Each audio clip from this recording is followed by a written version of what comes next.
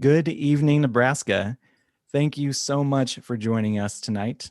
I am here with Erica Schauer, Assistant Professor of Practice and French at the University of Nebraska-Lincoln and co-host of the Good Life If You Can Keep It podcast.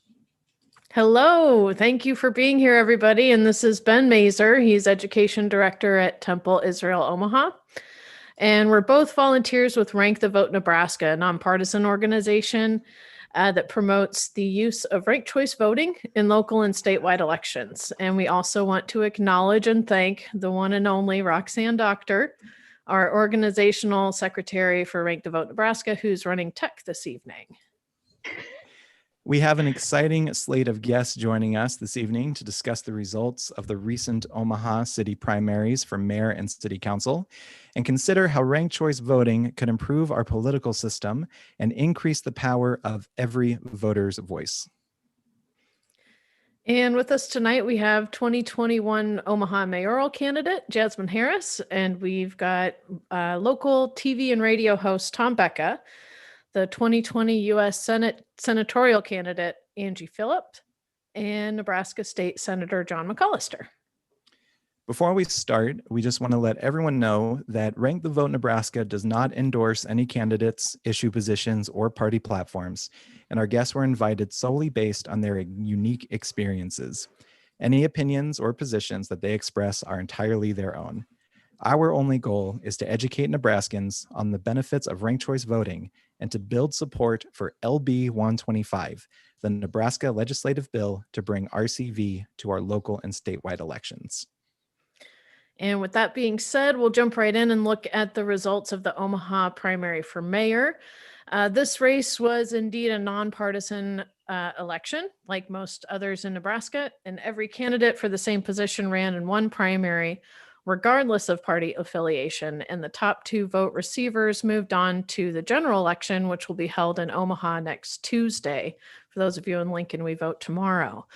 The over 84,000 votes cast is indeed a new record for an Omaha city primary. So we're going to ask our buddy Roxanne to share on the screen. If we can go to slide 2.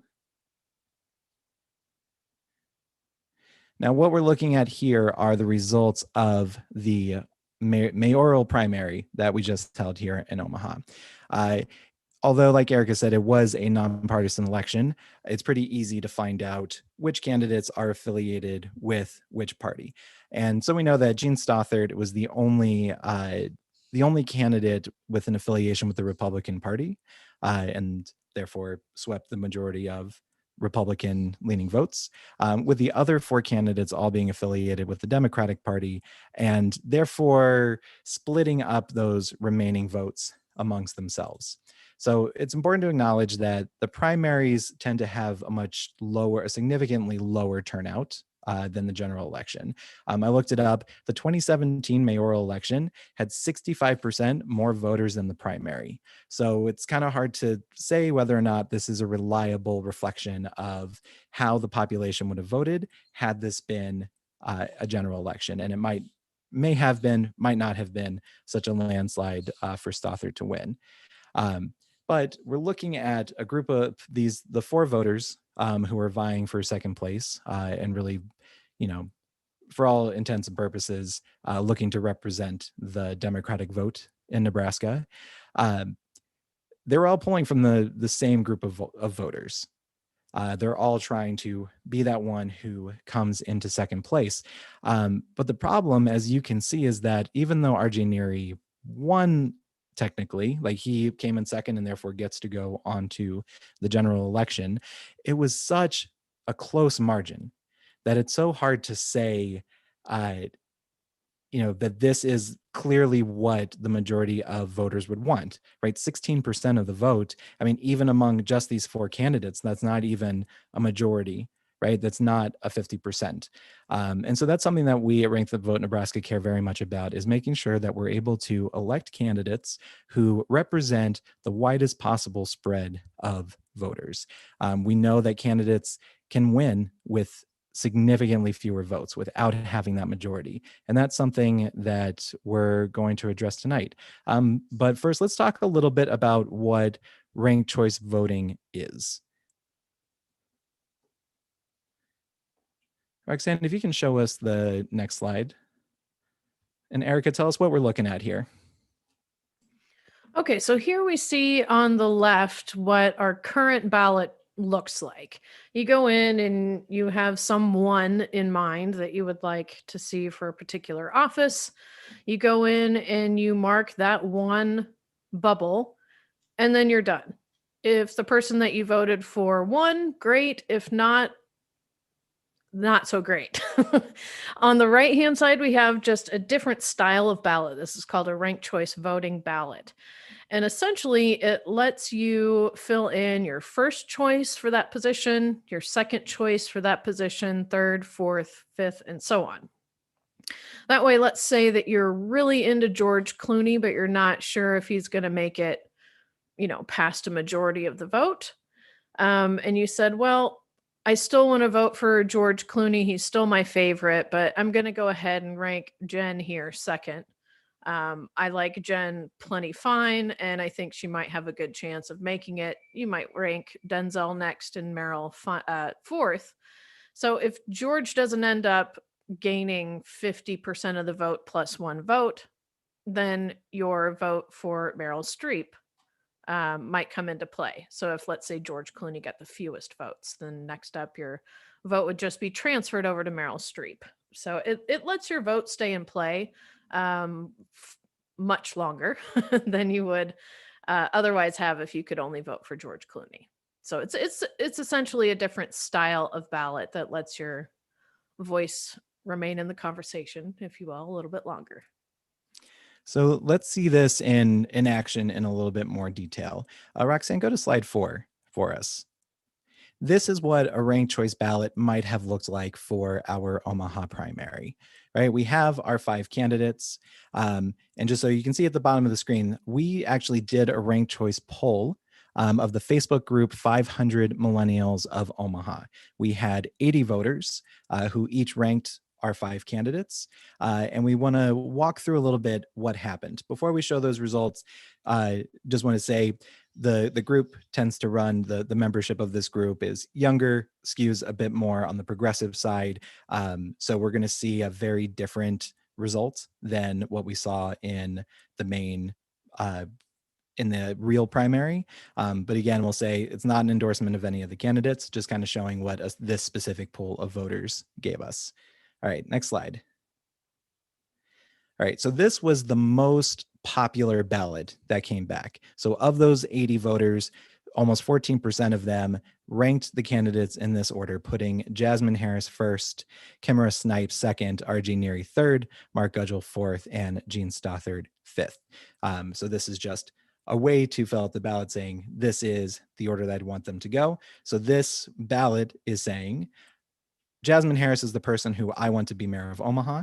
And if it turns out that there's no 50% or more winner and we need to go to a runoff, and that in that runoff, my preferred candidate isn't there, then if it's not Jasmine Harris, then I'd rather it be Kimara Snipes, and so on and so on. So let's look at how those rounds turned out on the next slide. So as we can see, so looking at that round 1 column, Harris took 43%. So very close to 50, but not a majority in this race. But RG Neary had the fewest first round votes and therefore was eliminated from round 2. So anyone who had voted for Neary as their number 1 candidate, their vote was then moved to their number 2. So it looks like Gudgel picked up a couple, Snipes picked up a couple, Stothard and Harris looks like they mostly stayed the same. Then Gudgel was still is in last place now for the end of round 2. Those votes get redistributed according to either their second place, or if someone had voted Neary and Gudgel as their 1-2, now their vote's going to their third choice. So at this point, we see that Harris takes a big leap forward, getting ever closer, as did Stothard. And in that final round, we see that once Snipes is eliminated, that Harris picked up the overwhelming majority of those votes and won a clear majority in the 4th round. Thank you, Roxanne. If you can take that off. We are very excited to bring in our first guest, who is, in fact, Jasmine Harris. Jasmine Harris is the Director of Public Policy and Advocacy for RISE, a nonprofit prison reentry program. Jasmine has focused her career on public health, criminal justice reform, and policy advocacy, and was a candidate in the recent Omaha mayoral primary. We're going to bring Jasmine into the room now.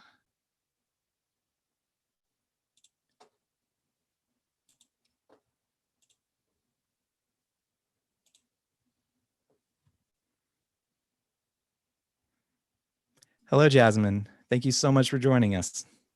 Hello, how are you? Doing pretty well. Doing pretty well. We had a couple of questions.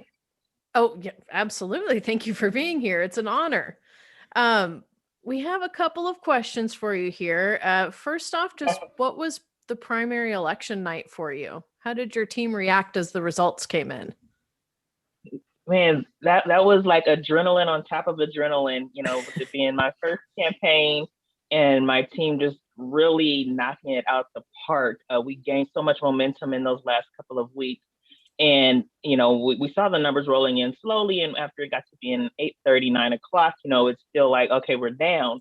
But once the word came in that there were still 12,000 ballots that needed to be counted, we were like, okay, we're not out of this yet.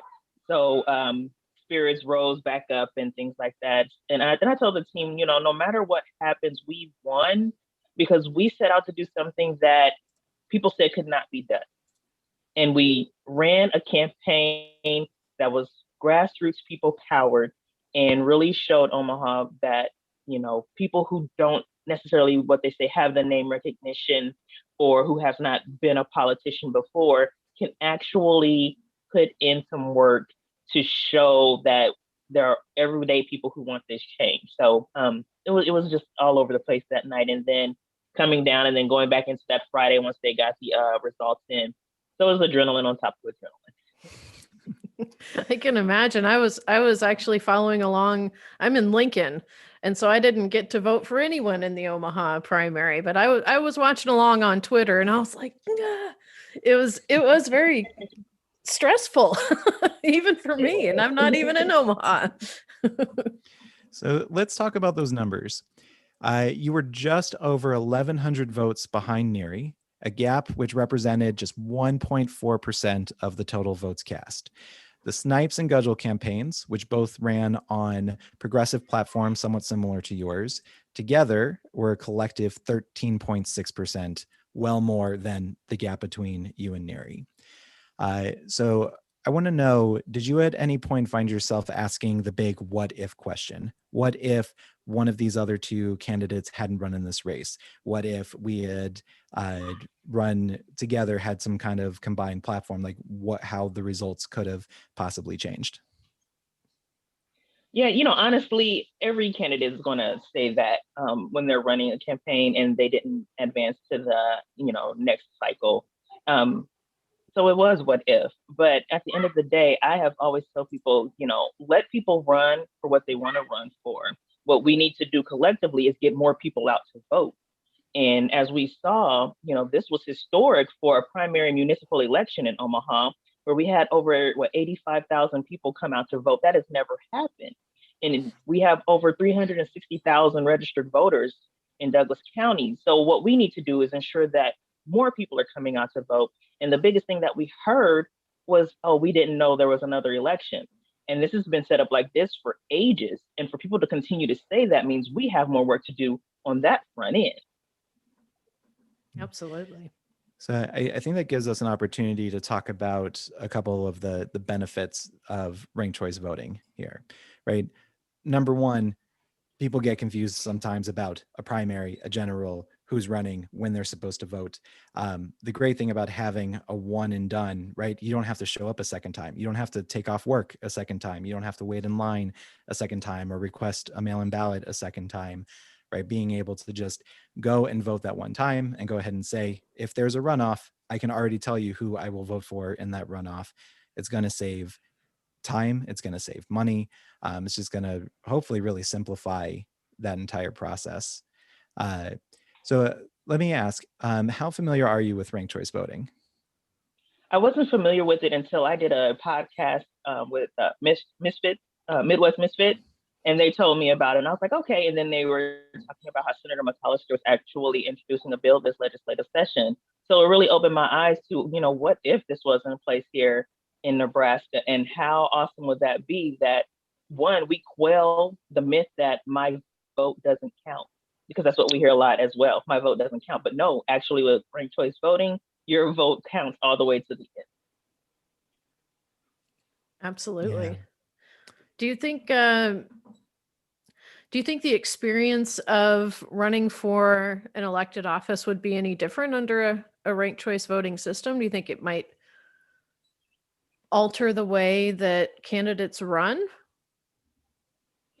I think if a candidate is true to themselves, it wouldn't alter it, because you're going to be out there doing what you can to get your name out, to ensure that people know your platform. It's all, that part will stay the same. I think it just gives us more education and more reasons to reach people and say, hey, your vote really does matter. Mm-hmm. This is something that's going to be a game changer in how we say we want to see change. Because right now, with the nonpartisan race, all we have are the top two. But people really, when you see how many people voted for the progressive candidates, those people really wanted change. And if this was in place, that would have happened. Mm-hmm. Mm-hmm. Can you, picturing a world where ranked choice voting was the way that we did things, the way that candidates campaigned, how do you think that would affect the communication that the campaigns have with each other? I would hope it would open up a conversation where people don't have to feel so closed off. And because I know, with this campaign, in campaigns in general, you don't want to release secrets or, whatever that strategy looks like. But I think at the end of the day, it opens up communication, and it's competitive, but it's not that that cutthroat competitiveness. Mm-hmm. And so we do know the State Libertarian Party and State Green Party, as diametrically opposed as many of the items on their platforms are, both have endorsed ranked choice voting and said, yes, this is the way that we feel like we should be voting. So how would ranked choice voting encourage more diverse platforms to come to the forefront, right? Not just the third parties, but even within, for Senate and governor, we still have Republican and Democratic primaries. How can we encourage more diverse platforms to come out of the parties, to come out of independents and nonpartisans? I think it would really bolster independence, to be honest, because I know, like, getting into running in the mayoral campaign, and everyone was saying it would be very hard for you to run as an independent in a mayoral campaign here in Omaha, even though it's nonpartisan. But because people are so ingrained in that partisan election system, I think it would really bolster those people in a true nonpartisan race for other people to get into that and get their platforms out there, for people to actually see it and be able to say, okay, I really like what candidate A is doing, and it's, somewhat different than candidate B, but if candidate A didn't make it through, then yeah, I can see candidate B really taking to heart what we're doing.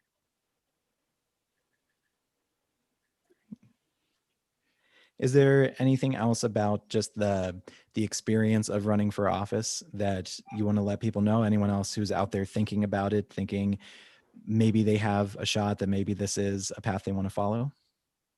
Do it. Just like Nike, do it. Don't let your fear hold you back, because that will keep you rooted where you are. Trust and believe in what you're saying. And when people say they're behind you 100%, and lean into those individuals. Was that a Sean T shout out there? The trust and believe? No. Every time I hear trust and believe, I think of T25. I'm like, I wonder. I gotta ask. Well, thank you so much for being here. Like I said at the top, what an honor. This is very, it's just great that you took the time out of your evening on a Monday, nonetheless, to come on and talk to us. No, thank you all. I'm sitting at my son's karate class in the back right now. So I forgot it started today, but it's okay. Wonderful. Much appreciated. Thank you so much. Awesome. Thank you all. Thank you. Just a word to those who are listening along.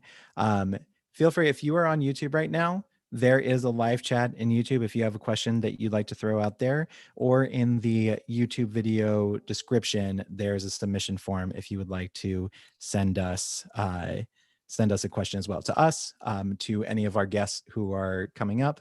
And if any questions come up later, we'll do our best to get back in touch with our guests and try to follow up and find answers for you there. Okay, well, next up, we're going to hear from Angie Philips, who's the owner of Angie's Garden that grows and provides organic crops for local food banks and communities in need. She is the co-founder of both the Nebraska Progressive Legislative Study Group and the Douglas County Democratic Party Women's Caucus. Angie was also the runner-up in the 2020 Democratic Party primary for U.S. Senate. So welcome, Angie. Hi, thanks for having me, and thanks Hello. for doing this tonight. Yeah, we appreciate your presence. Well, thanks. Angie, I hope you'll forgive me, but we're going to take a little bit of a walk down memory lane to Okay. your Senate run last year. Okay, Roxanne, that's only slightly traumatizing. Roxanne, if you can share the slide with last year's Senate vote. We'll bring that up in a second. Excellent, thank you. All right, so this was the result of last year's Democratic Senate primary. We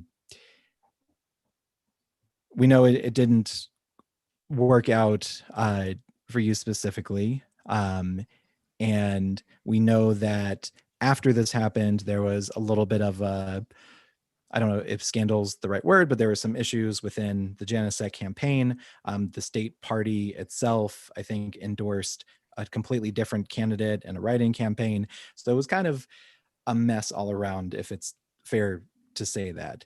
But I want to focus on the numbers specifically. We just spoke with Jasmine about, what it means when those vote tallies are so close and there's not a clear winner and there's not a clear majority. Here we have Chris Janicek won this primary with 30.7%. So 70% of statewide Democrats who voted in this primary wanted somebody else. So talk to us about this. Talk to us about kind of the fallout of this, the conversations that were had within the party about how the party could possibly find a more encompassing, more widespread supported candidate. Just what has been sparked because of these results? Yeah, so I know definitely after the primaries, and then especially considering the fallout that did happen after the primaries, where you kind of had the majority of people saying we didn't even vote for him, it did definitely spark conversations in how we could find a system of voting that was more equitable. I know for me and my campaign, we definitely took a hard liking to ranked choice voting, primarily because in the Senate race, we did have a pretty heavy crowd. I think aside from the ones that we see here, there were 3 others in the race. And so Alicia, Shelton, and I were the 2 women running. And we heard a lot during the campaign and during the primaries about how Alicia and I would be splitting the vote because we were both women. And then after the primary ended and Janicek took about 30% and Alicia and I would have had about 50% combined votes, then that furthered the discussion about whether or not Alicia, Shelton, and I had split the votes. And we see that a lot with when more than one woman runs, when more than one person of color runs, when more than one, progressive runs, then we start hearing a lot about how that's splitting the vote. And when we looked into ranked choice voting, my team members and I were just like, well, this is the solution. If we had ranked choice voting, we'd be able to celebrate when more than one woman ran. We'd be able to celebrate when more than one person of color or another marginalized person ran, instead of feeling like it was going to divide the vote. Yeah, can you tell us a little bit more about your relationship with Alicia Shelton? Because I know that there was a time period where folks were encouraging Chris Janicek to take his name off the ballot and maybe a different name could be put on. And even though you had earned slightly more votes in this primary than Shelton did, if I'm remembering right, you put all your support behind her and you told like all of your voters that you wanted to support her as the candidate. Yeah, I did do that. The United States Senate race is an uphill battle. You know, we needed unity. We needed, especially with kind of all of the chaos that had surrounded the Chris Janicek campaign, we really needed to unite and come together. Thankfully, during the primaries, Alicia and I were, women supporting women, and we had gotten along, and we had both understood the larger goal, which was to elect people that would represent our state. So when that happened with Chris Janicek, Alicia and I had a phone conversation. We looked at the vote rally. We knew that the majority of my supporters would be happy to support Alicia, and the majority of Alicia's voters would have been happy to back me as a second. So we just thought the smartest thing to do was to come together as a team. That is also, shortly after the George Floyd rallies and the Black Lives Matter protests. So I felt Alicia was the one to move forward. So that's the decision that we made.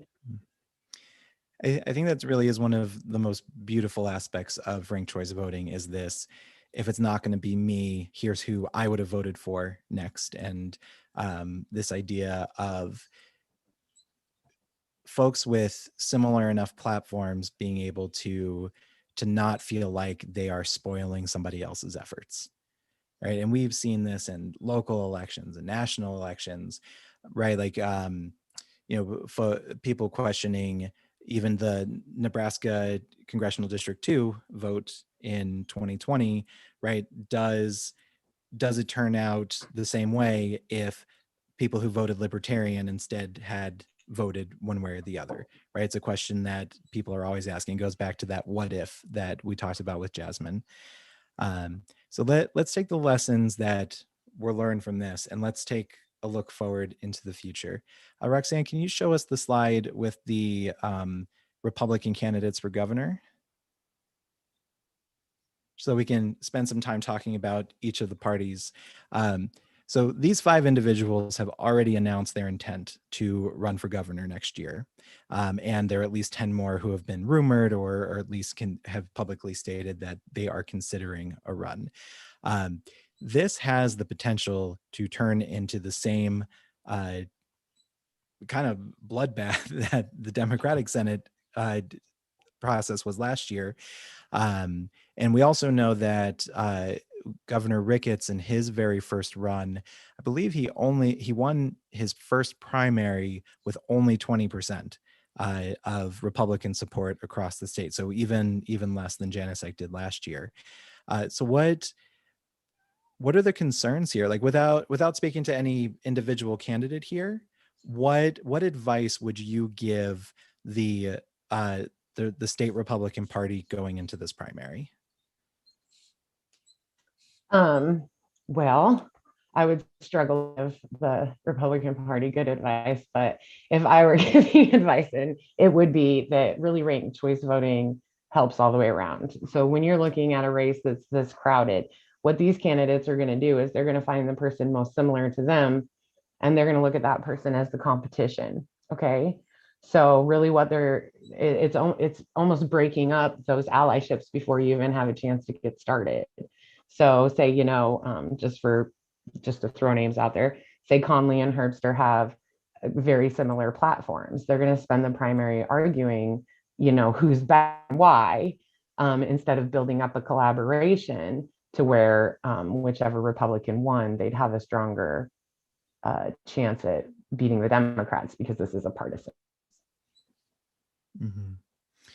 And I think we've seen that both major parties primaries in 2020, I feel, had this issue, right? On the Democratic side, there were a lot of people saying Elizabeth Warren needed to drop out, and she needed to put her support, if she was truly a more progressive candidate, then she should put her support behind Bernie Sanders and drop out. Or if she's not that far left, then she should do what all the others did and put their support behind Biden, right? Like, she was called the spoiler candidate. And then we look at the Republican side in 2016, and when Donald Trump was first picking up steam in those campaigns, right? His first few primaries, I don't think he came away with much more than 20% in any of those early races, right? Again, 80% of American Republicans wanted somebody else at the time. I know opinions have changed and different things have happened. But we had this problem, like there were 20 other candidates running, and they were each trying to be the one not Trump candidate, and they ended up beating each other up, right? And slowly, one by one, they fell out of the race until nobody was left. So it's interesting to consider, would American history look the same if this had been something we could work with? I mean, we know Bill Clinton won without a majority support because Ross Perot split away a lot of Republican votes.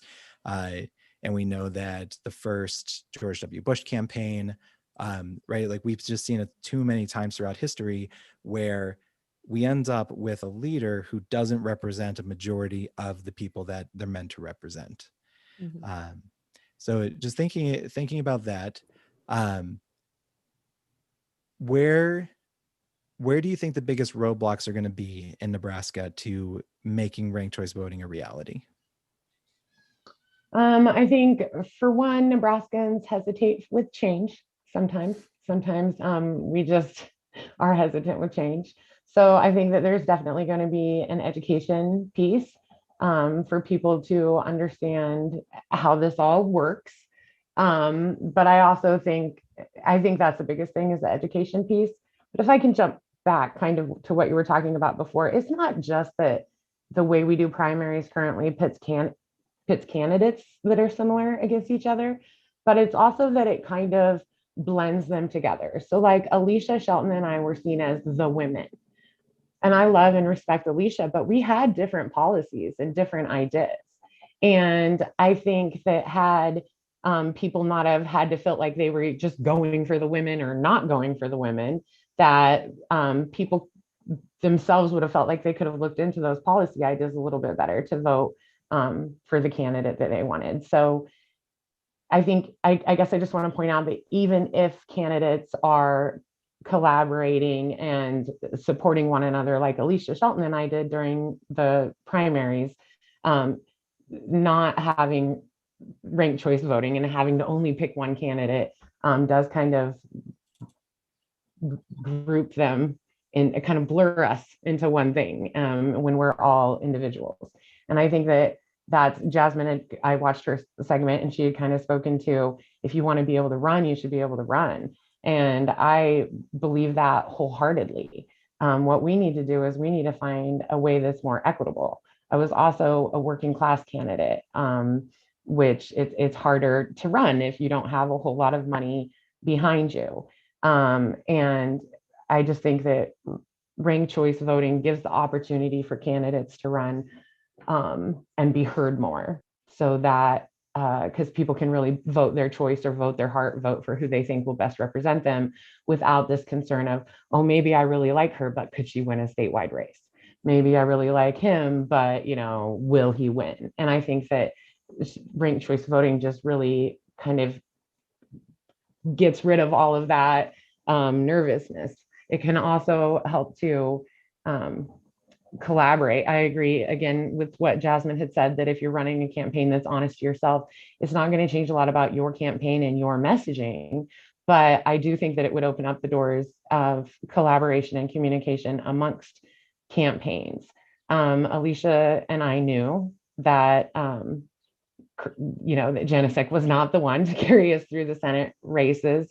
And I think that, while we worked to, we knew that we'd, support each other regardless of who won. But I think that had ranked choice voting been a thing, that collaboration could have just extended a lot further between campaigns. Yeah, and kind of piggybacking off of what you were saying about, mostly worrying about if your candidate can make it through the general, it kind of allows us to rethink what we mean when we say electability, right? Because we don't always have to be, these grandmaster political scientists who can see into the future about, how is this candidate going to play in the suburbs versus in a rural county versus, in the middle of the city.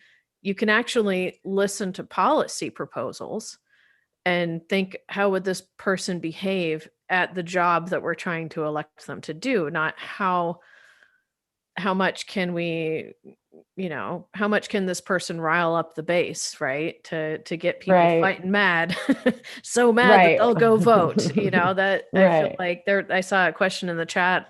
How can ranked choice voting lower the vitriol on the part of voters? And that tends to be, my gut reaction to that question is just, especially in primaries in these past however many election cycles, it almost feels like the way that people are moved to the polls is simply by negative partisanship. Like, you don't want that person, and therefore vote for me because I'm not that person. And sorry, and ranked choice voting platforms.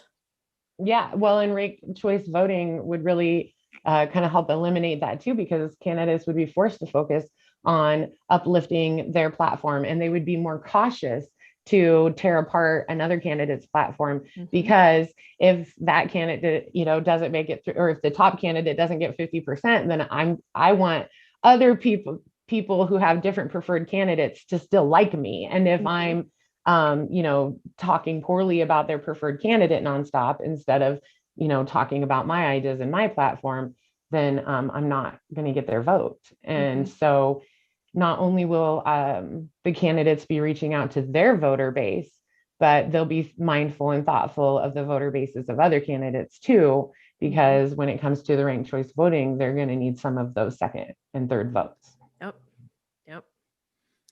All right. Well, Angie, thank you so much for being here with us tonight, and thank you for reliving those memories. And we really hope to take that as a lesson for every political party and independent, nonpartisan, just every person who's involved in the political process, to understand that we need to be doing better to make sure that our winners represent the voters themselves.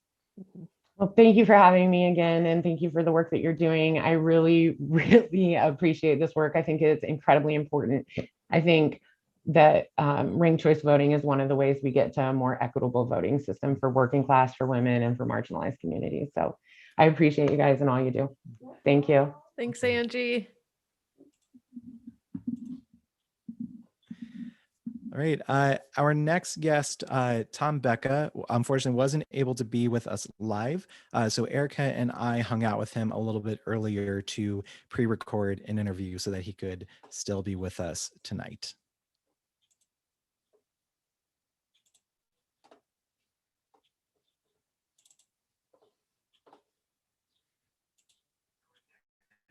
Is Tom Becka, the host of Becka's Beat on KPTM Fox 42 in Omaha. Tom, thank you so much for joining us. Pleasure to be here. Thank you, Tom. First question that I wanted to start off with in this segment is just a little bit of information about how you found out about ranked choice voting and why it is that you personally support it. Well, I found out about it, 12, 13, 14 years ago. It's been a while, a long time ago. When I was over at KFAB doing a talk show, I interviewed Larry Bradley, who had a book. I believe the book was called Neither a Conservative or a Liberal Bee, or something along those lines, talking about more moderation. And I've always been about, finding a consensus and dealing with the moderation. I've always been about that, because that's how you move forward. That's how you solve problems. I mean, Ronald Reagan said, if I get 80% of what I want, I've won. And so I was sort of, the quote I like even better is Ed Koch, former mayor of New York, who said, if you agree with me 8 out of 12 times, vote for me. If you agree with me 12 out of 12 times, see a psychiatrist. You know, but I love that quote. And so I've always been about consensus. So Larry was on my show promoting his book, and he was talking about ranked choice voting. And this was the first time I'd heard about ranked choice voting. And to be honest with you, I was not that impressed. Okay. I mean, I was like, that's an interesting idea, but that's never going to happen. That's just whatever. Right. And I didn't think much of it. The idea of ranked choice voting. But as the politics progressed and became more and more divisive and more polarized, I started thinking about this more. And the more I thought about it, the more I realized it's a really good idea. So if anybody's watching right now and is trying to think about why they would support it, can I give an analogy to make it like maybe more realistic for people as to why they should support ranked choice voting? Okay. Absolutely. All right. I was born in Cleveland. I am a Cleveland Browns fan, and up until the last year or two, I've had nothing to root for. Right? I've had the Browns have just sucked. All right. I have hopes, but still, they have just sucked. But my second team were the Kansas City Chiefs. All right, I lived in Kansas City for a while. My brother-in-law is from Kansas City, and you know, so they're all Chiefs fans over on that side of the family. The Chiefs are my second favorite team. So when the Chiefs made it to the Super Bowl, I was bummed that my Browns didn't make it, but I was at least happy that my second favorite team did. All right, so I was like, oh, okay, I feel good about this. I have somebody to root for instead of just rooting against somebody. Yes. Right. And so, I mean, so it was more like I'm rooting for the Chiefs than just, oh, I hate Tom Brady. Right. So if you take that now in a political stand, if your candidate doesn't win, but your second choice does, you know, you still feel like, okay, you know, I got some skin in the game. As opposed to just feeling like you've been kicked to the curb and the other guy has won, and now you have an enemy, as opposed to somebody that you can maybe work with to try to solve some problems. So I look at it that way. So I look at it for the same way that I look at the Chiefs being in the Super Bowl. I hope that next year it's the Browns, but hey, you know, if the Chiefs are in it again, it's my second favorite team, and I can live with that. And the same thing is true with politicians in that regard. So like I said, my first thought when I heard about this with Larry's book, I was not sold on it. You know, it was the old, well, that's not how we do things sort of attitude, right? I mean, that's well, that's not how we've always done it.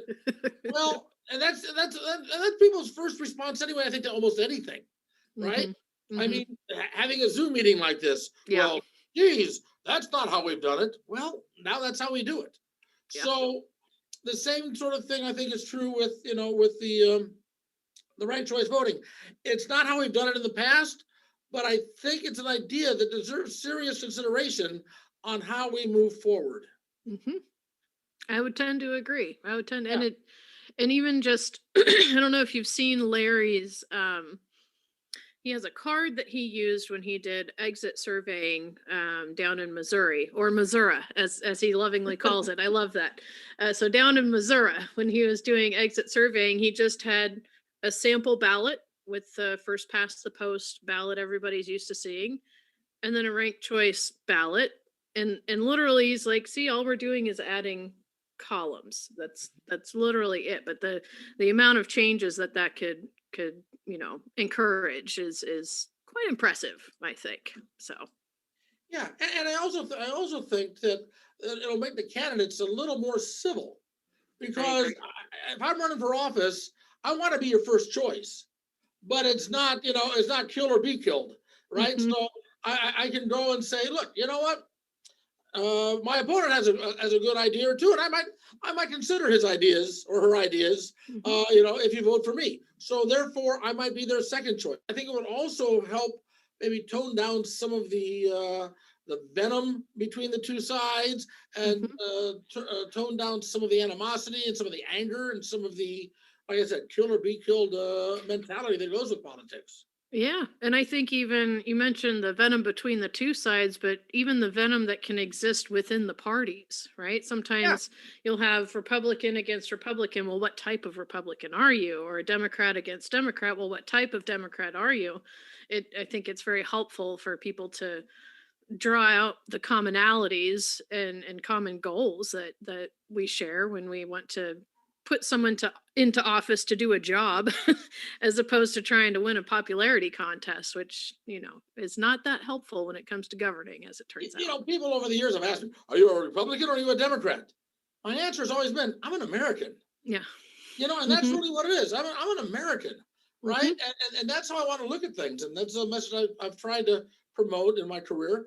I think sometimes I'm successful, and sometimes, they don't want to hear that answer, Are you on my side or the other side, Yes. Do I want to like you or not, and it's, please, let's try to find a solution, and that's part of my frustration with the politics of today. And I think that ranked choice voting, when you're looking at it from a primary standpoint, here, at least you're not going to just be getting the sides that can be more extreme, because that's part of it. I don't know how you get the more moderate people to vote in primaries. That would be nice, that maybe we get some more moderate candidates. But what they end up getting in primaries are people that are like just diehards, right? Yeah. And so they try to be, more more to the left or more to the right, and they try to do that, and it's like at some point it's just like, no, how does that solve anything? If all I have is a choice between two extremists, I don't have a choice, right? Right. So I think that bringing this into the primaries would hopefully bring some more moderates to the game, which I think is going to be better for America in general, and of course it would start at a city level, state level, and then maybe someday we can even deal with it when it comes to our presidential candidates. I think that gives us a good opportunity to talk about the nature of Nebraska elections. So many positions are voted for in a nonpartisan way, right? Inevitably, the parties endorse someone, and we all get. I love the way that you said Nebraska's politics are nonpartisan without cracking up. You said that without even a sense of irony. I like that. That was very good. I know the mailers come out and it says the Republican Party says here's who you should vote for, and the Democratic Party says this is who you should vote for. But let's pretend for a second we live in an idealistic Nebraska where we really do live by these nonpartisan standards. How do you see ranked choice voting? I mean, maybe even does ranked choice voting help us get closer to that dream of leaving partisanship behind? Do you think that, what does it, you mentioned that group cohesion, like how does it bring us closer together? I think that's it. I do think that by doing that, let's take a look at. I know you're going to bring this up, I think, later on in the program about the mayor's race. We could have had two Democrats running for office, right? We could have had two. Well, I guess not two Republicans. There was a Republican running against Mayor Stothard in this. I think that with ranked choice voting in that regard, you end up with two candidates that are going to be the people's two best choices, right? And again, so it's not like the most extremist, especially when you get down ballot, when people aren't paying that close attention to it, right? I mean, it's all about getting your vote out, getting your people out, and going, to the extreme to try to, create the enemy. They find he or she, that's the enemy, and I'm the person that can protect you from the enemy, right? And I think with ranked choice voting, you get away from that a lot. It's like, okay, here's why you should be voting for me. Here's why I think I'm the best candidate. And I would like to, it seems to be working in other places where they've tried it. It seems to be working in those places. I think it would work here just as well in that regard. In some parts of town, you're going to end up with two Republicans running against each other in the general. In some parts of town, you run up with two Democrats running against each other. I don't see that as a bad thing. Yeah, that whole representative government thing. Yeah. Yeah, but yeah, I mean, the whole party thing, and that's the thing too. It's like, by definition, if you put two conservatives in the room together, by definition, one of them is going to be a liberal. Likewise, two liberals in the room together, one of them is going to be a conservative. So this whole argument here about left and right, you know, I think it's a moot point. You know, it's like, let's deal with let's focus on the issues. Let's focus on the problems and not on, how are you? Are you, and I know I'm not going to get beyond this. I know it's not going to, I know it's a dream world I'm living in here. But when you have like mayor's races and they're talking about abortion, it's like a mayor's race, a city council race, a unicameral race, they don't have anything to do with it. Or maybe unicameral would, I guess, more so. But mayors and, mayor, city council, they can't do anything about it. But yeah, they bring it up because it's one of those wedge issues, that gets their voters out, right? No, I don't. It frustrates me when I hear that sort of a thing. It's like, what are your views on the Second Amendment? Well, can you really, you're running, you're running for county clerk. You're really not going to make a lot of decisions about the Second Amendment. Can we talk about the roads? I mean, that's what it is. Absolutely. Yeah. Well, I like what you said about wedge issues because, talking about us versus them and left and right and the things that you've been mentioning made me think, if we actually focus on what the job is that person is running for and kind of leave wedge issues behind, I think it would go a long way towards maybe just like redefining our in groups and out groups, right? Like we don't necessarily, I'm in Lincoln, and so we don't necessarily need to fight in Lincoln left versus right when we're talking about how many tax dollars do we want to go to road repairs and, school lunches. That's not necessarily going to have to be a left right thing. And I would personally love to be able to think of myself as a Lincolnite, a Nebraskan, a Midwesterner, as opposed to just having to tell someone where I stand on a specific wedge issue. I don't know how often that's going to be applicable. As we talk about the wedge issues, and again, the reason we have these wedge issues is because the parties benefit from it. But if you take a look at the survey, and I don't have the exact number of that, but it's something like, like 85% of Americans support, like either a path to citizenship or at least a path to being able to stay here for the Dreamers, right? But having said that, the politicians don't want to solve that problem. Why? Because it's a wedge issue that they can raise money and votes on, right? The American people are saying, no, let's fix this. Let's solve this. And the politicians are saying, no, not yet. We're not ready to because it benefits us to have this wedge issue.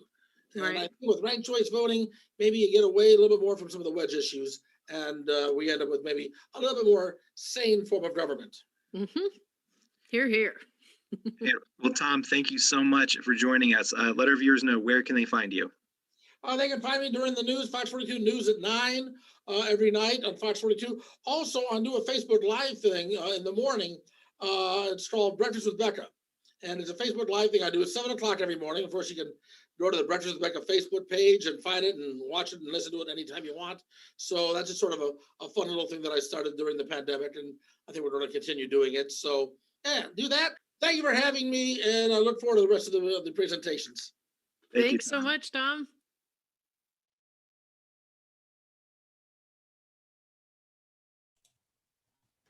All right, and we are, of course, so grateful to Tom Becka for taking the time to pre-record that session with us. But we are back here live. Before we jump in to speaking with Senator McCollister, first I want to take a quick look because the mayor's race is not the only thing that was voted on in that primary. There are 7 city council districts in Omaha. All of them each district had its own unique situation going on between the candidates. But I want to take a look specifically at District 5. Thank you, Roxanne, for pulling those numbers up. This is how District 5 turned out. And it was a fascinating race to watch. Just knowing a little bit of the background behind each of these candidates, I happen to live in District 5, so I did my due diligence and research into each of these candidates before casting my vote. And seeing this many names on a ballot is intense. And having to choose only one when, there were multiple candidates who I felt like, oh, I like that person. I could see myself voting for this person. I'd say there were probably 3 people on this list who I felt like I could vote for this person. Ultimately, I had to choose one. And the whole time I was thinking, as I was filling out that ballot and circling just that one circle, thinking, I really wish I could rank these candidates, because I knew, given how close together a lot of these platforms were, that the same thing we talked about before, there was going to be vote splitting. There was, I'd say Leahy, Gottsteiner, and Stark, the 3 of them all had very similar talking points. They all talked about in different ways, and they all had different plans for how to deal with the different situations, but they seemed to care about the same specific set of issues. And I thought, like, how do you distinguish between them, right? And knowing that there are people who are going to pick one, knowing that another one could have just as easily been able to get their support. And in fact, it really came down to the wire, because late that night, Leahy and Kauth, Leahy was actually behind Kauth by less than 50 votes. Like, that was intense. I actually spoke to Patrick Leahy after the fact on the phone, and just he talked to me about that experience of just being so close and knowing there were so few votes left to be counted. And as you can see, he barely inched out. I mean, the fact that out of 7 candidates, all but one of them was within 6 percentage points of first place. That is insane. And so the top 2 collectively are less than 40% of the total vote support, right? Collectively, 2 candidates couldn't reach 50%. So that tells me that something's wrong here, and something's got to change. Thanks, Ben. All right, I think we're ready for John McCollister, if I'm reading my agenda correctly. So now joining us will be Nebraska State Senator John McCollister, who has represented the 20th Legislative District since 2014. Senator McCollister is a member of the Committee on Government, Military, and Veterans Affairs, and he is the author of our most favorite bill, or at least mine anyway, LB 125, a bill to provide ranked choice voting in certain elections in Nebraska. It looks like his audio is connecting. I should have read more slowly. Maybe, Ben, while John is getting on here, there was a question that Roxanne put in our chat about how ranked choice voting has been playing out in places where it has been implemented. And my first thought was to give a shout out to the Midwest Misfits podcast, episode 40 that we did, where you went through all of the different examples of ranked choice voting being currently used. But I thought of a particular one that you brought up on that episode. I think there was some ward in Minneapolis that you were really into. So maybe you could share that with our listeners / audience. Yeah, and so it's important to know, even though so many people are just now finding out about ranked choice voting and what it is, that it's not a new idea, right? Mhm. It's been used in other countries and in other cities around the world for over 100 years now, right? Australia and Ireland specifically have been using it nationwide. Maine as a state has already used it. We know New York City is about to use it, or I think did use it in their primary, and is about to use it in their vote for New York City mayor.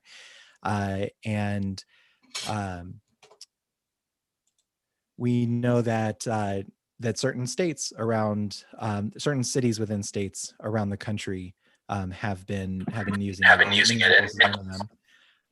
Senator McCollister is here. So actually, we'll come back to this a little bit later, because I want to make sure that we're able to give him our full attention. Great. I knew Becka would take all my time. He just sucks all the oxygen out of any encounter. Oh, we had started saying, oh, it's going to be 10 minutes, but then we just kept talking because he's so funny. Well, I'm going to join his radio show in the morning and complain. I think you should. Maybe write a strongly worded letter as well while we're at it. Yeah, that's good. Right. Senator, it's great to be on the show, and thank you for promoting this wonderful idea. It's really great to have you.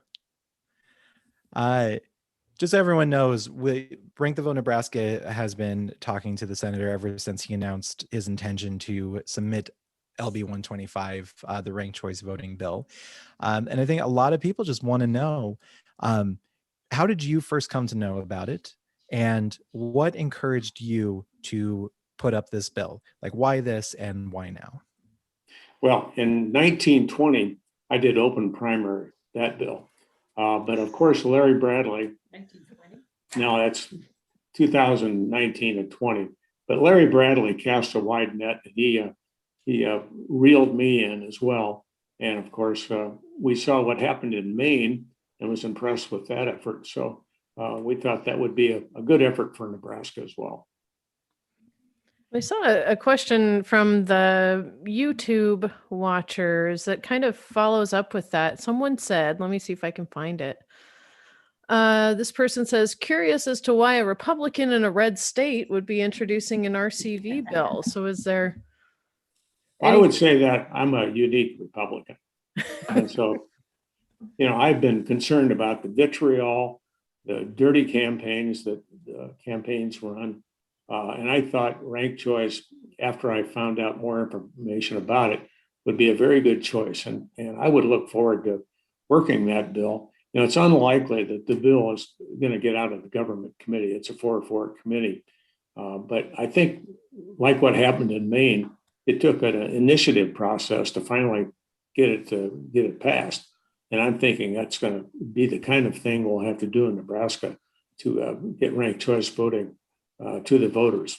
George Norris traveled around the state making talks about the nonpartisan unicameral, and it's going to take a similar effort, I think, to make ranked choice voting a reality in Nebraska.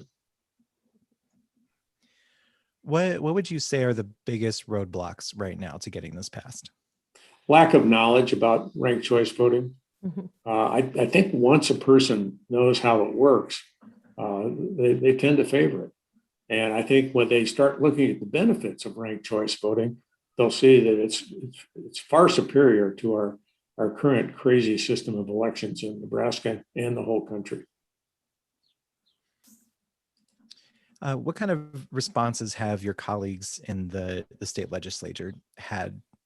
What are you hearing for, against, big question marks? Like how is the folks who have already been elected, how do they feel about the idea of changing the election system? Well, it's hard to break through their barriers. Unless a bill gets out of committee, it's not a reality they tend to face. And I think it's just like the marijuana effort in Nebraska, the Medicare effort, where they took that vote to the voters, the minimum wage. Those are situations where the voters made the choice. And I think it's going to take a similar kind of effort to bring forth ranked choice voting to Nebraska. Another question that I saw that Roxanne gave us from our watchers was, let's see, just wanting to know about what kinds of efforts either you plan on doing or you might suggest as far as voter education efforts surrounding ranked choice voting. Well, I think it's going to take giving speeches and maybe PowerPoints throughout the entire state. I think folks in Omaha, the blue dot in the state, are more likely to accept ranked choice voting than some of the folks in Western Nebraska. But you've got to believe, Omaha and Lincoln account for 40%, 45% of the voters in the state. So I think if you can concentrate on those urban areas, and even Grand Island, Kearney, McCook, maybe go to Rotary clubs and Kiwanis clubs and tell people what ranked choice voting does, answer their questions, then I think we can maybe have a product that we can sell. This question also comes from our viewers. knowing how stubborn Nebraskans are, how likely is it that they will embrace change before the rest of the country does? And I'll add in for myself, Nebraska is one of only 2 states that splits its electoral districts, right? So that's something that no one else was doing, and Nebraska was willing to be a leader on. So given that we have a little bit of a history of thinking outside the box, does that make this an easier thing to achieve? Or are we like really in the kind of traditional, not traditionalist purely in a conservative sense, but just people tend to not like change as much? Well, you're right, Dan. Nebraska is unique. Take the unicameral, nonpartisan unicameral. No other state has a similar kind of body. So I think maybe we're kind of set up to accept unusual propositions. And I think once people learn about what ranked choice does and the benefits, I think we can probably put it on the ballot and let them choose. We actually did some exit polling on primary day. I'm trying to pull those numbers. Maybe Roxanne can find them before I do. Excellent. Thank you, Roxanne. So as folks were leaving their polling place on election day, voters were given an explanation of RCV and asked, do you like it? And how easy was it for you to use? And just looking at this, 65%, so over 2/3 of participants. And this was, I want to say, I think it was somewhere around between 125, 150 people were polled both in Omaha and in Lincoln.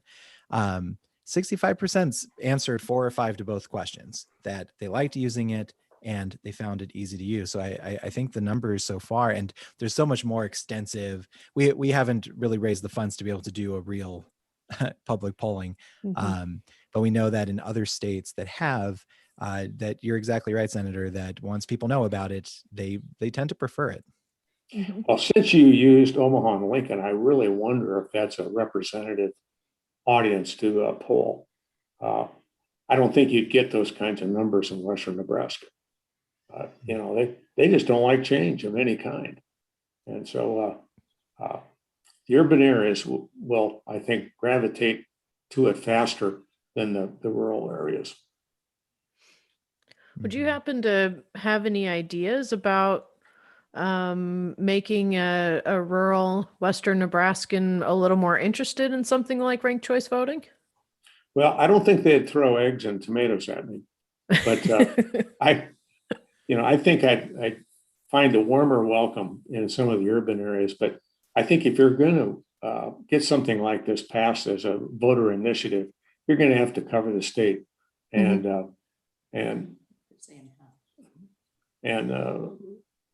that's something I think we need to do. Well, I'll be out getting some more of this survey data tomorrow in the Lincoln primary, and I know our team will be out in Omaha next week, but weather's warming. I'd be down to go out west if Ben is. Okay, well, I got room in my car. All right, let's do it. But go ahead.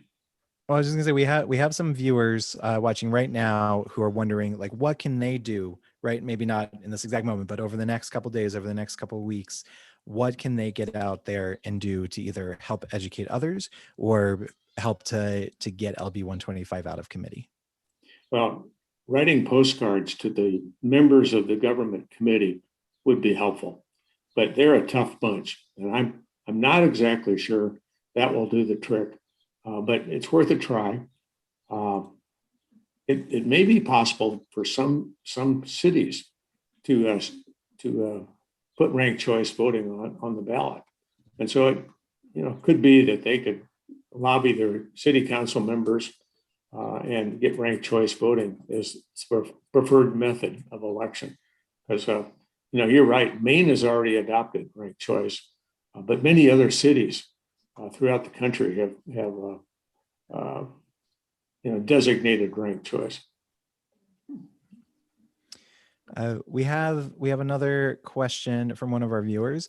Does LB 125 cover local elections like mayor and city council, or is it just statewide? Now I'll read what the bill does. Ranked choice voting shall be used to determine the winner of an election to nominate candidates for the offices of representative in Congress, U.S. Senator, member of the legislature, and governor, except shall only be used when there are 3 or more candidates in the position to be filled. So it's only state and national elections. And like I say, it could well be that some cities in the state could adopt ranked choice by themselves. And if I'm remembering correctly, I think Larry Bradley looked into it, and I think both Lincoln and Omaha are cities where we could petition our council members and see about getting our local elections on a ranked ballot, either So along with the state or ahead of the state. I think that would be a great first step. And obviously that's the next step that we should probably take, since I'm having such a difficulty getting those bills out of committee. Incidentally, if we had ranked choice voting in Omaha, Mayor Stothert would be already the winner, along with Festerson and Harding. So, they wouldn't even be up for a general election with ranked choice voting. Right. And I know just from conversations that I've had with multiple candidates for city council this year, just the idea of going through a second campaign, right? Like going through and for a general, when you know who your single opponent is, right? This is when campaigns get dirty.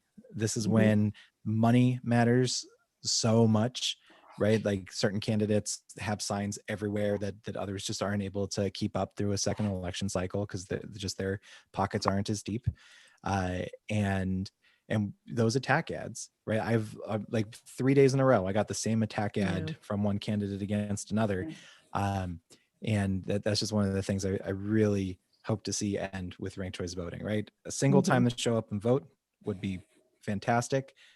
Cut down on time and money like we talked about before, but especially just cut down on those attack ads, right? Convince candidates to partner up, to support each other through this process, like really end just all the negativity and the societal drain that comes from elections.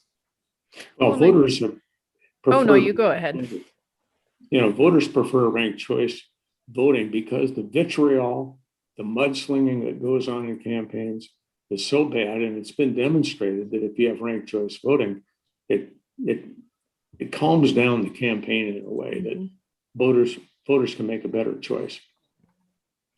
And also, I was just thinking about how Senator, you mentioned that the Omaha mayoral race would be over already, and how Stothert would be declared the winner. And I was thinking maybe.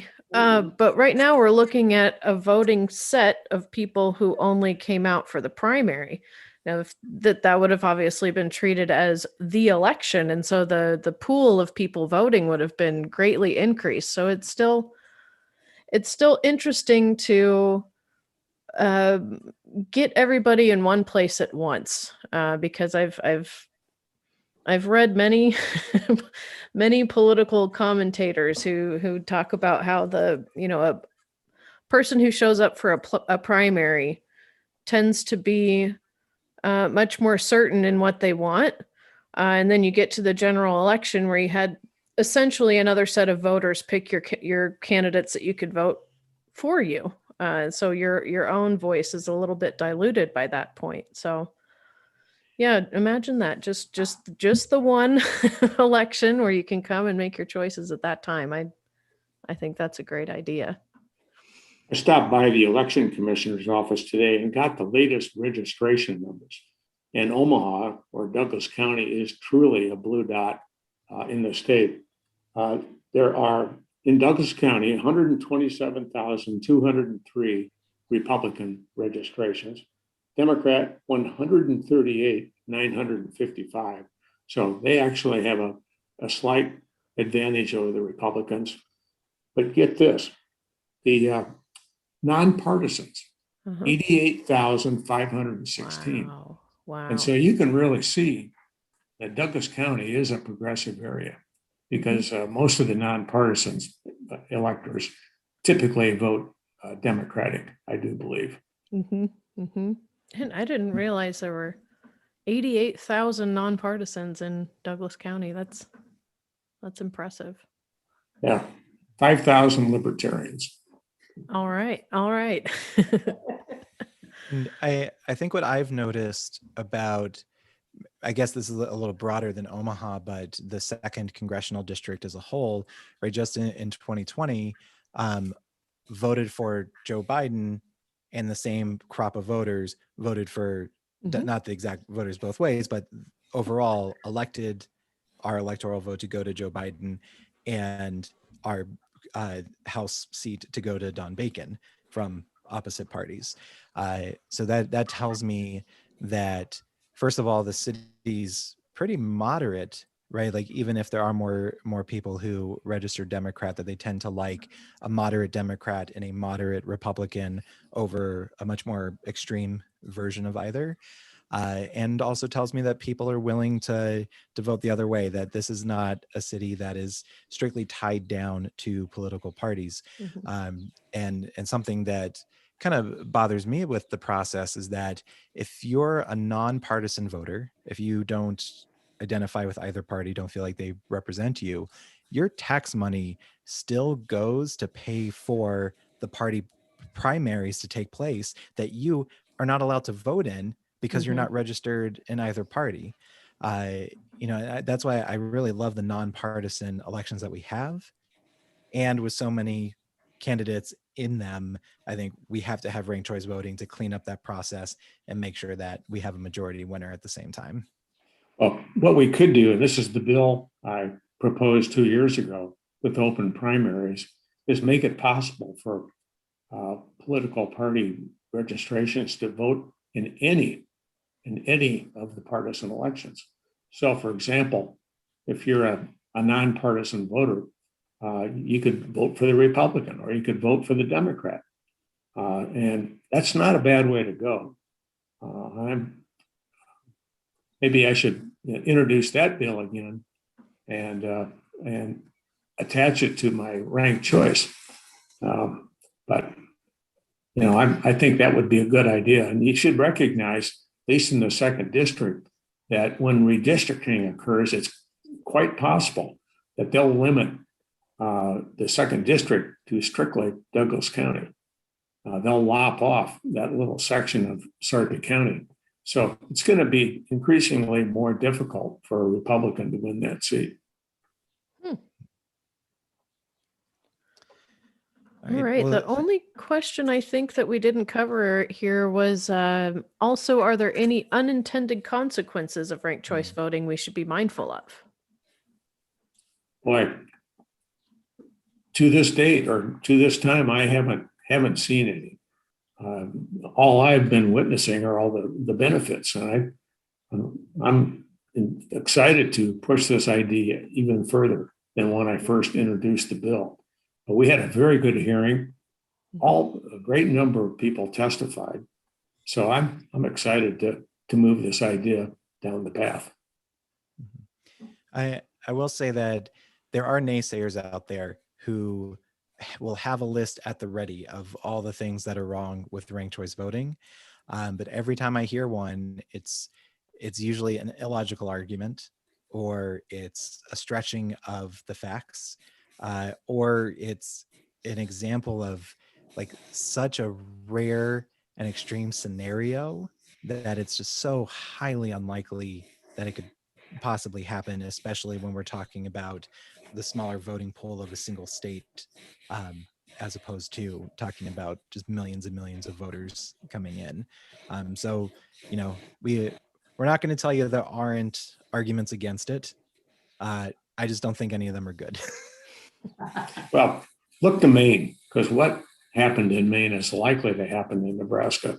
I don't think the two states are that dissimilar. So we'll give it a try, and I'll get a few lunches from the Rotary clubs and the Kiwanis clubs, and so I'll give you a report in the fall. Excellent. Thank you. And if anyone out there is interested, you can go to fairvote.org. It's a national organization promoting ranked choice voting. They have all of these resources, can tell you what's going on in other places in the country. They have all the research, they have all the data, they have all the arguments, and they have all the information on ranked choice bills from around the country, including ours. So Nebraska is highlighted on their website now because we do have a bill in the legislature. That made me so happy to see that map with Nebraska highlighted. Yeah. Right in the middle. Much appreciated. Well, thank you, Senator, so much for being here and for being our champion and for pushing through this bill. And even if it doesn't get out of committee this go around, we are ready to back it for you. It's the one political stance that we take. We are for ranked choice voting, and we are Thanks, here for Ben. you. Thanks, Ben. Thank you Thanks, so Erica. much. Thank you. Thank you. Really well done. All right. Before we wrap up, we want to introduce you to two of our dear friends, Cindy Maxwell Osteich and Wes Dodge, who are the president and vice president of Rank the Vote Nebraska.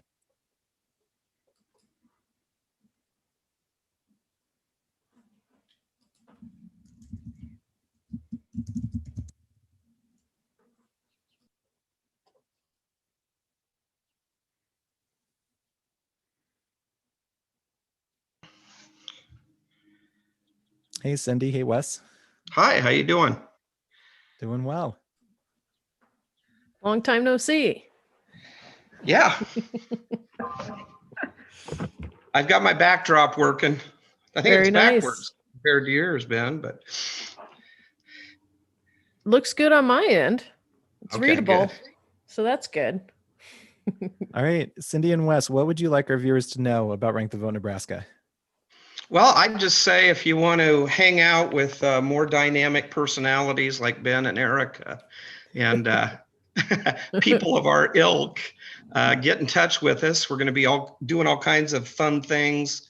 I'm hoping eventually around the state, like the senator was referring to, getting to different towns and maybe hitting some events that various little cities have and things like the word. And just try to let people know it exists, because there's a lot of people that don't know that. And I think once we start opening those doors and they realize how important it is, I think the interest will grow. And actually, you know, we've all studied this in depth, and Ben, you've covered it a lot. You know, the more people think that their vote matters, the more they vote. So if we start getting a system in that people can use, then we're going to raise the interest level considerably. But so we'll change the world a little bit and have some fun along the way is what I'm hoping to see happen. Cindy? Well, yes, to all of that. Well, and first off, this has just been amazing tonight. And I do want to compliment you, Ben and Erica and Roxanne and the team for putting this discussion together. And I just think that it was lovely that the panelists came and they spent their time and shared with us tonight, not only about their experiences, but also, you know, some of their perspective about how this would help our state from the candidate viewpoint, in addition to us as voters. So I just really appreciated that. And I know we were talking earlier, Senator McCollister and others were talking about how we can make this happen. And we are here for the long haul. We are going to make this happen, and we need help to do that.